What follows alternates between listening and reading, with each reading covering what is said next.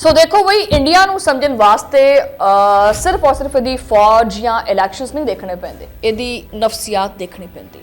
और इस वक्त जिहड़ा ना वो इंडिया दी नफसियात दो लफ्जां दे उत्ते चलदी पई है। दो लफ्ज किहड़े? मजबूत लीडर। ऐसा आदमी चाहिदा है जिहड़ा डरे नहीं, झुके नहीं, सीधा वार करे। यही नैरेटिव जिहड़ा है ਉਹ नरेंद्र मोदी ने पिछले 10 साल ਦੇ ਵਿੱਚ ਬਿਲਡ ਕੀਤਾ ਹੈ। Surgical strikes, Balakot, aggressive speeches, operation Sindoor सी नैरेटिव्स ने वो पूरे मुल्क ਦੇ ਵਿੱਚ एक माहौल बनाया गया कि इंडिया सिर्फ और सिर्फ जवाब नहीं देता बल्कि घर में घुसकर जवाब देता है। ठीक है, ये नैरेटिव बिल्ड किया गया। ਇਹ ਨੈਰੇਟਿਵ ਜਿਹੜਾ ਹੈਗਾ ਉਹ ਸਿਰਫ ਔਰ ਸਿਰਫ ਪਾਕਿਸਤਾਨ ਦੇ ਖਿਲਾਫ ਨਹੀਂ ਸੀ। ਇਹ ਨੈਰੇਟਿਵ ਬੇਸਿਕਲੀ ਇੰਡੀਆ ਦੇ ਆਪਦੇ ਆਵਾਮ ਵਾਸਤੇ ਸੀ। ਆਵਾਮ ਨੂੰ ਇਹ ਚੀਜ਼ ਫੀਲ ਕਰਾਣਾ ਕਿ ਅਸੀਂ ਬੜੇ ਮਜ਼ਬੂਤ ਆ। ਕਿਉਂ? क्योंकि एक स्ट्रॉन्ग मैन जिहड़ा है ना वो दिल्ली च बैठा हुआ है। नरेंद्र मोदी अपने आप को स्ट्रॉन्ग मैन कहता है, फिर मुआशरा यही कहता है कि हमें स्ट्रॉन्ग मैन ही चाहिए। और यही वो जगह है जिथे फिर विजय ने एंट्री पाई। विजय जिहड़ा ना वो सिर्फ और सिर्फ फिल्म स्टार नहीं है बल्कि साउथ इंडिया दे विच एक पॉलिटिकल इमोशन है। ओदियां फिल्मां दे विच ना तुसी नोटिस करना एक ही कहानी हुंदी है, यानी सिस्टम बड़ा करप्ट है, सियासतदान बहुत झूठे है और पुलिस जिहड़ी है वो बिक चुकी है। फिर एक आदमी आंदा है कला और पूरे निजाम नू डावाडोल कर दिंदा है। और यही वो खतरा है बीजेपी वास्ते। विजय कहता है कि दिल्ली वालों तुसी नेशनल हीरो हो सकते हो लेकिन तमिलनाडु दा हीरो मैं हां। बिस्मिल्लाहिर्रहमानिर्रहीम, अस्सलाम वालेकुम। तुसी देख रहे हो 360 डिजिटल पंजाबी और मैं हां तुहाडी मेज़बान शुमाइला नियाज़। ये जरा तसव्वुर करो कि अगर ये जिहड़े फिल्मां च हीरो हुंदे ने ना ये फिल्मां च निकल कर असल जिंदगी च आ जान ਤਾਂ ਫਿਰ ਕਿਦਾਂ ਦੇ ਅਸਰਾਤ ਆਸੇ-ਪਾਸੇ ਦੇਖਣ ਨੂੰ ਮਿਲਦੇ ਆ। ਕੀ ਹੁੰਦਾ ਹੈ ਕਿ ਫਿਲਮਾਂ ਵਾਲੇ ਹੀਰੋ ਅਸਲ ਜ਼ਿੰਦਗੀ ਦੇ ਵਿੱਚ ਜਿਹੜਾ ਨਾ ਉਹ ਆ ਕੇ ਰੂਲ ਕਰਨ ਔਰ ਗਵਰਨਮੈਂਟ ਦੇ ਵਿੱਚ ਆ ਜਾਣ। ਤਾਂ ਇਸੇ ਬਾਤ ਅੱਜ ਦਾ ਵਲੌਗ ਆਪਾਂ ਕਰਾਂਗੇ ਤੇ ਵਲੌਗ ਸ਼ੁਰੂ ਕਰਦੇ ਹਾਂ।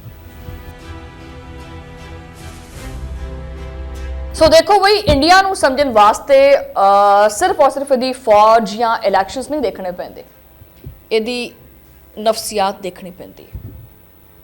और इस वक्त जिहड़ा ना वो इंडिया की नफसियात दो लफ्जां दे उत्ते चलदी पई है। दो लफ्ज किहड़े? मजबूत लीडर।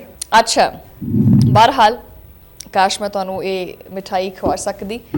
साडे इत्थे बहुत एक खास शख्सियत ने, उन्हां दी प्रमोशन हुई है तो उहदे करके ये जिहड़े लड्डू ने मैं खा ही लैंदी हां वैसे, ताकि मेरे मूँह च गोलाबारी नहीं बल्कि अच्छे अल्फाज निकलन। अल्हम्दुलिल्लाह। अच्छा, दो लफ्ज ने, मजबूत लीडर। ऐसा आदमी चाहिए है जिहड़ा डरे नहीं, झुके नहीं, सीधा वार करे। यही नैरेटिव जिहड़ा है वो नरेंद्र मोदी ने पिछले 10 साल दे विच बिल्ड कीता है।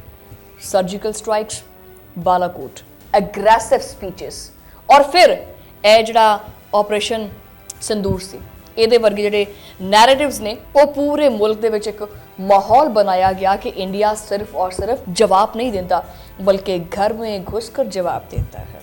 ठीक है, ये नैरेटिव बिल्ड किया गया। अच्छा, अगर मैं सच दसा तो ये नैरेटिव जिहड़ा हैगा वो सिर्फ और सिर्फ पाकिस्तान के खिलाफ नहीं सी। जे तुसीं समझो कि सिर्फ और सिर्फ पाकिस्तान के खिलाफ ये नैरेटिव बेचदे नहीं।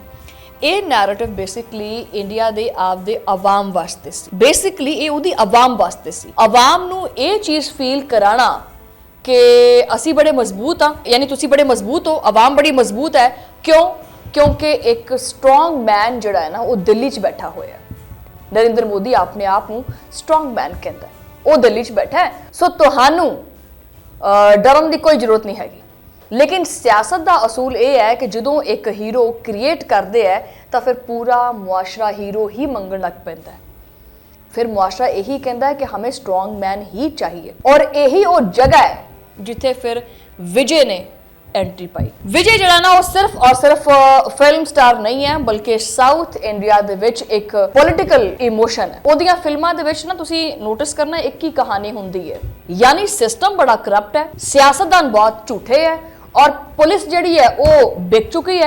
फिर एक आदमी आंदा है कला और पूरे निजाम नू डावाडोल कर दिंदा है, यानी एक हीरो दी एंट्री हो जाती है और पूरा सिस्टम हिल जाता है। हुण फर्क सिर्फ इत्थे इन्ना है कि पहले लोग सिनेमा हॉल दे विच बैठ के तालियां मारदे सी, हुण जिहड़ा है वो पोलिंग स्टेशन दे विच वोट पांदे पे ने उसी हीरो नू। और यही वो खतरा है बीजेपी वास्ते। क्योंकि मोदी ने पूरे इंडिया नूं पर्सनैलिटी कल्ट की आदत पाई है। ये आदत, ये विजय का सीएम बनना साउथ इंडिया का, ये आदत नरेंद्र मोदी ने खुद पाई है। यानी इंस्टीट्यूशन तो ज्यादा किसी का चेहरा आम होंदा है, पार्टी तो ज्यादा एक हीरो अहम होंदा है। ठीक है, और अमल करने की बजाय जो डायलॉग्स ने वो ज्यादा इंपॉर्टेंट ने। बहरहाल यही फार्मूला जोड़ा है वो भारत ने चुक लिया। विजय कहता है कि दिल्ली वालों तुसी नैशनल हीरो हो सकते हो। विजय ये चीज कहता है कि दिल्ली वाले तुसी नैशनल हीरो हो सकते हैं, लेकिन तमिलनाडु का हीरो मैं हाँ। ये स्ट्रेट फॉरवर्ड विजय के अल्फाज ने। उन्हें कहा कि तमिलनाडु का हीरो मैं हाँ। और ये सिर्फ एक रियासत की सियासत नहीं है, ये दिल्ली बामुकाबला रियासतों की एक नई जंग है। ये पाकिस्तान को टुकड़े टुकड़े करना सी ना, ए वेखियो हुण भारत विच कितनियां रियासतां बनदियां ने।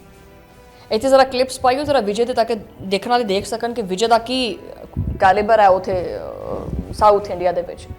मोदी का मॉडल की है? स्ट्रॉन्ग सेंटर, एक नैरेटिव, एक डायरेक्शन, एक पॉलिटिकल आइडेंटिटी। लेकिन साउथ इंडिया खास करके तमिलनाडु हमेशा एक कहता आया कि साडी जुबान अलग है। तमिलनाडु ने हमेशा ये आवाज़ चुकी है, उन्होंने हमेशा चीज़ आखी है कि साडी जुबान अलग है, साडी सियासत अलग है, साडी शनाख्त अलग है। हुण अगर एक मैस हीरो इस जी रीजनल आइडेंटिटी है उन्होंने कैरी करेगा तो बीजेपी वास्ते जो साउथ है वो होर ज़्यादा मुश्किल हो जाएगा।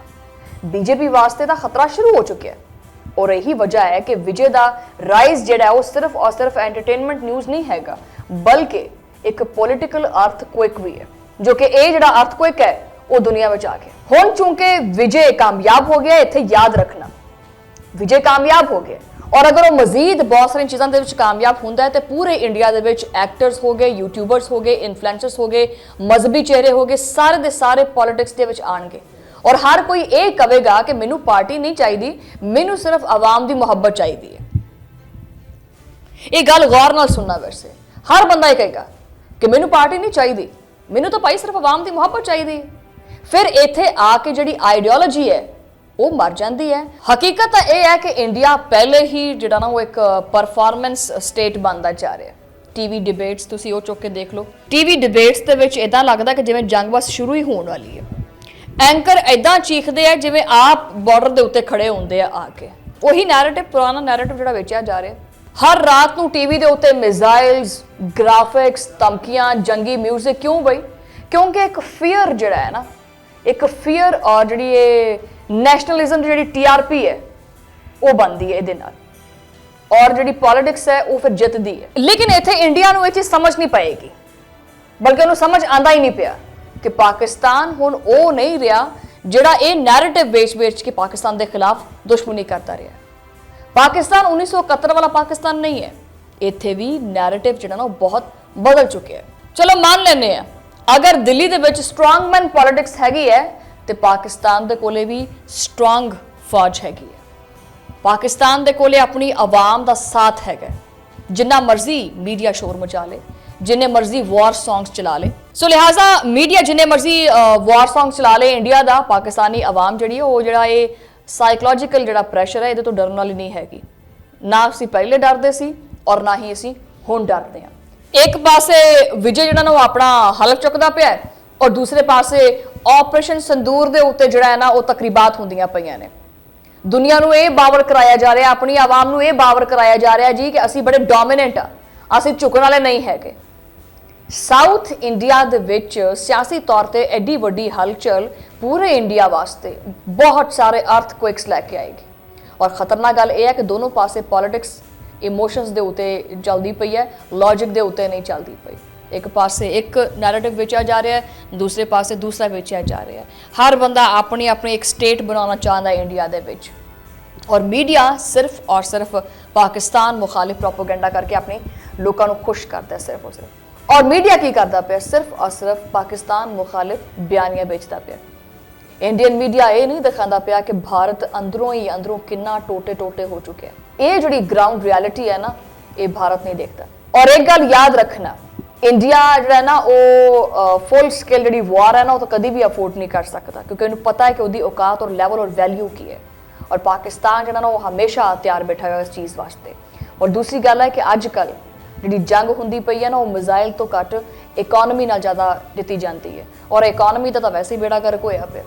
और यही तो मसला है इकोनॉमी वाला, जिथे मोदी नूं बहुत वड्डा जिहड़ा चैलेंज है वो फेस करना पैंदा पिया। मोदी सरकार ने स्ट्रॉन्ग इंडिया का ब्रांड तो बना लिया, लेकिन स्ट्रॉन्ग ब्रांडिंग और स्ट्रॉन्ग इकोनॉमी जिहड़ी है ये दो अलग अलग चीज़ां होंदियां। सो इस तरह की जिहड़ी सूरत हाल होंदी है ना, जिथे गरीब पिसदा पिया, जॉब्स नहीं मिलदियां पईयां, इस सारी सूरत हाल दे विच फिर विजय वर्गे जिहड़े हीरो ने ना ये फायदा चुकते हैं। वो कहता पिया है कि तुसीं नैशनल पॉलिटिक्स तो देख ली है, विजय ने ये चीज़ आखी है कि तुसीं नैशनल पॉलिटिक्स तो देख ली किदां दी हुंदी है, हुण तुसीं तमिलनाडु का प्राइड वेखो और किन्नी आवाम जिहड़ी वो विजय दे नाल खड़ी सी। और ये स्टेटमेंट बड़ा जिहड़ा ना वो डेंजरस है, क्योंकि अगर हर रियासत जिहड़ी है, ये गल याद रखना कि अगर हर रियासत आपदी अलग पॉलिटिकल आइडेंटिटी और एग्रेसिव पुश करेगी तो फिर जिहड़ा वन इंडिया है ना, वन इंडिया ये नैरेटिव वीक पेगा। ये जिहड़ा अखंड भारत और वन इंडिया है ये इंतहाई कमज़ोर नैरेटिव हो चुके हैं। और यदि वाज़े मिसाल विजय का जिहड़ा ना CM बनना है। नरेंद्र मोदी ने पूरे मुल्क दे विच स्ट्रॉन्ग लीडर कल्चर बनाया, हुण हर रियासत आपदा स्ट्रॉन्ग लीडर पैदा करती पई है। और वो दिन दूर नहीं हैगा, कोई पंजाब का हीरो होएगा जिस तरह विजय हीरो है ना, कोई पंजाब का हीरो होएगा, कोई बंगाल का हीरो होएगा, कोई तमिलनाडु का हीरो होएगा जिस तरह के ये विजय है, कोई महाराष्ट्र का होएगा। और फिर जिहड़ी दिल्ली नूं कोआलिशन पॉलिटिक्स दे विच ना इन्हां रीजनल जिहड़े हीरोज़ ने उन्हां नाल ही डील करना पएगा। यानी जनाबे वाला बीजेपी ने सेंट्रलाइज्ड पावर बनाई, लेकिन उहदे रद्दे अमल दे विच डिसेंट्रलाइज्ड पर्सनैलिटीज़ जिहड़ियां ना पैदा हो गई। शायद इहदे विच जिहड़ा ना वो होर भी बहुत सारे किरदार जिहड़े ने वो हीरोज़ के तौर पर सामने आन, लेकिन फिलहाल नज़र ये आ रहा है, विजय तो बाद साफ नज़र आ रहा है कि लोग जिहड़े ने फ्रस्ट्रेटेड हो चुके हैं नरेंद्र मोदी तो और इन्हां दीयां पॉलिसियां तो। हुण वो जिहड़े फिल्मां दे विच हीरोज़ देखते हैं ना, उन्हां नूं अमली जिंदगी दे विच भी देखना चाहते हैं। वो समझते हैं कि शायद ये फिल्मां दे हीरो जिहड़े ने वो असल जिंदगी दे विच आ जाण ते शायद बदलाव आ जाए। आवाम नूं हुण सियासतदान बोरिंग लगता है, उन्हां नूं इसी तरह विजय तरह एक हीरो चाहिए, एक ऐसा आदमी जिहड़ा कैमरे दे उत्ते भी चंगा लगे, डायलॉग भी मारे, कॉन्फिडेंस नाल बोले, दुश्मन नूं ललकारे। और ये सारियां चीज़ां एक हीरो विच हुंदियां ने, डायलॉग भी है, कॉन्फिडेंस भी है और दुश्मन नूं ललकार भी हैगी है। लेकिन यही तो असल सवाल है कि फिल्मां वाला हीरो जिहड़ा है वो गवर्नेंस भी कर सकता है, क्योंकि जिहड़ी फिल्म हुंदी है ना ये तो हुंदी 3 घंटियां दी, और 3 घंटियां दे विच सिस्टम ठीक करना होंदा और सिस्टम ठीक भी हो जाता है 3 दिनां दे विच। हकीकी जिंदगी दे विच सिस्टम पहले हीरो नूं ठीक करता है, बहुत सारे हीरोज़ नूं ठीक करता है, हीरो नूं इस्तेमाल करता है, और फिर सिस्टम जिहड़ा ना वो हौली हौली उस हीरो नूं बिल्कुल आपदे वर्गा बना लेंदा है। हुण इत्थे देखना ये है कि की वाकई विजय जिहड़ा है उस सिस्टम नूं बदलदा है या सिस्टम ही फड़ के विजय नूं बदल देंदा है। ये मुहब्बत, ये प्यार, ये लैवल जिहड़ा ना इत्थे पहुंचना बड़ा आसान है, लेकिन इनू मेनटेन करना बहुत मुश्किल है कि विजय होता नहीं सिस्टम का हिस्सा बन जाएगा। और दूसरे पास से एक सवाल ये भी है कि की सिर्फ और सिर्फ एग्रेसिव नैशनलिज्म जिहड़ी है वो अगले 10 साल जिहड़ा ना वो उहदे नाल कड्ढे जा सकते हैं, या हो सकता है कि एक वक्त आएगा जो आवाम कहेगी कि ये जंगी म्यूजिक असीं बहुत सुन लिया, हुण सानू मैशत, नौकरी और जिहड़ी स्टैबिलिटी है वो दिओ, क्योंकि आवाम नूं यही चीज़ां चाहीदियां हुंदियां, वो चाहे हीरो की सूरत दे विच होण या वो हकीकी लीडर्स होण। इंडिया मैनू आने वाले वक्त दे विच ना वो टुकड़े टुकड़े और बहुत सारिया रियासतों के डिवाइड होंदा नज़र आ रहा है। ये भावें मेरा व्लॉग तुसीं सेव करके रख लियो, इंडिया दे विच बहुत सारे हीरोज़ निकलणगे और नरेंद्र मोदी जिहड़ा है वो तुहानूं किसी जगह ते नज़र भी नहीं आना। साउथ इंडिया हुण दिल्ली नूं चैलेंज करदा पिया, पंजाब दिल्ली नूं चैलेंज करदा पिया। आगे आगे देखो होता है क्या। व्लॉग लंबा हो गया वैसे, अगले व्लॉग च मिलते हैं, उदों लई अल्लाह निगहबान।